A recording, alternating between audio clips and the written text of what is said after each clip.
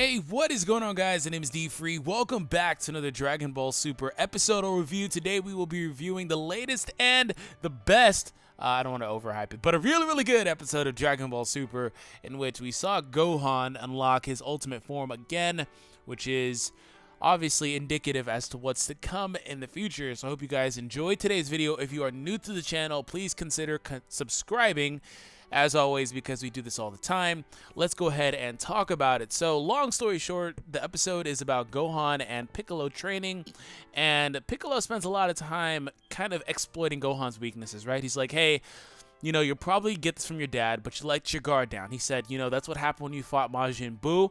You let your guard down because you thought you had won the fight, and then you wound up getting absorbed. And I was like, damn, that's kind of harsh, but it's true, right? It's a harsh reality. He said, you let your guard down. When you did that, you get basically drunk on power, because he said when the Elder Kai, Rokai unlocked your potential, you basically thought that you were too strong and you got drunk on the power and stopped paying attention to your surroundings. And a lot of this is Piccolo, of course, trying to get Gohan back to his level of prominence again, you know, his ultimate form, which I'll talk about in a little bit. But a lot of it, too, is saying, hey, you're powerful, but power isn't everything. And we've seen that theme throughout the last 5 or 6 episodes. It's kind of dragging a little bit, but they're about to wrap it up. There's only like 9.5 hours left towards the end of this episode until the Zen exhibition match, or until the Tournament of Power starts, excuse me. So they're about to wrap it up. It has gone a little too long for my taste, but it's understandable. But honestly, we've seen that theme, and it holds true in this episode because Gohan and Piccolo do get into some sparring. And I do love to see the Gohan and Piccolo moments because they have such good chemistry, and the voice actors have good chemistry as well. But the characters themselves obviously have been through a lot together. Piccolo has always been, you know, he's only like, what, a year older, like a few years older than Gohan, something like that. Obviously, I don't want to call him like a father, but something like that, you know, at least, at the very least, like a big brother type of role, right? Piccolo's always been a mentor, is the right word, for Gohan, so it's really cool to see them interacting. And I do like the way that they utilized Piccolo, because sometimes they just flat out don't utilize Piccolo at all. The same goes for Gohan, but a lot of times they don't utilize Piccolo whatsoever. So that's pretty cool too. But Gohan and Piccolo are sparring, and Piccolo gets the better of Gohan. So he's like, where did you get this power? And Piccolo's like, well, what do you think I was doing this whole time? You were out there studying and researching. Again, low blow from Piccolo, but Gohan needs it. He needs that tough love, basically. And he said, look, you're Super Saiyan, but Super Saiyan is not as strong as you can get, is it? And he says, okay, no holding back. And Gohan ultimately unlocks, ironically, his ultimate form once again. Now, I'm not going to hark too deep on power scaling this, because honestly, the show, it's just bad writing as far as he's concerned, because, you know, and I always said back in the Resurrection F arc when people were talking about the Goma saying, hey, he's as strong as me at my best, you know, but then Gohan Super Saiyan, that apparently was rusty, proceeded to go blow for blow with the Goma / Ginyu at the time.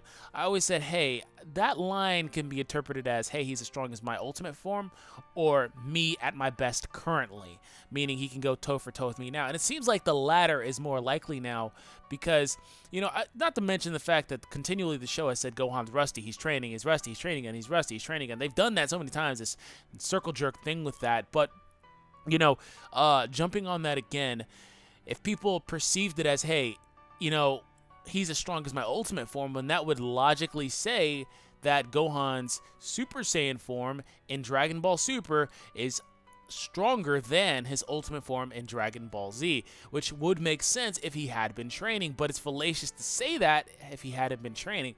So I don't want to get too deep into that. It's just a little bit inconsistencies. And then when he fought Lavenda, I believe, I always get those guys mixed up, but you know, the guy from Universe 11, I believe, regardless, when he fought him, one of those episode titles was, hey, the Gohan of old has returned. You know, they talked about it as if he had reached his ultimate form again. They said the Gohan that fought Majin Buu, all that stuff. But here we have, in this episode again, literally, Ultimate Gohan makes his return. Flat out, he goes Ultimate again for the first time seemingly since the Battle of Gods arc, because in the movie and in the arc, he was actually able to do it then. And I put up a video really long time ago explaining how, just in real world terms, right, potential is your capacity to learn something. That is his unlocked potential form. Obviously, potential can grow. You have a higher propensity to be better at something as you get better at it. That's just naturally how it is. So I also kind of felt like that was something that he should have never lost. personally, right? Because it's his innate potential. He's not like he's declined. It's not like, well, he has declined physically, but it's not like he's gotten old or things like that where he can't physically do it anymore. But that's a bit of the issue, right? He stopped being able to physically do it. And I felt like, as long as he maintained his body, which apparently he didn't do that either because he got super skinny in that tracksuit, he should be able to continue doing the ultimate form just in nature to the way that it is, right? It is an unlocked potential form. You guys can leave your thoughts on that, but it is what it is. I'm just happy to see that Gohan is back to his prominence. And we didn't see Goku really in this. I think they showed Goku one time in a flashback. And it was interesting to note that Piccolo and Goku did meet prior to this. So when you look back a couple episodes when Gohan splits off from Goku, basically at that time Goku already knew what was going to happen. That's why he sent Gohan that way.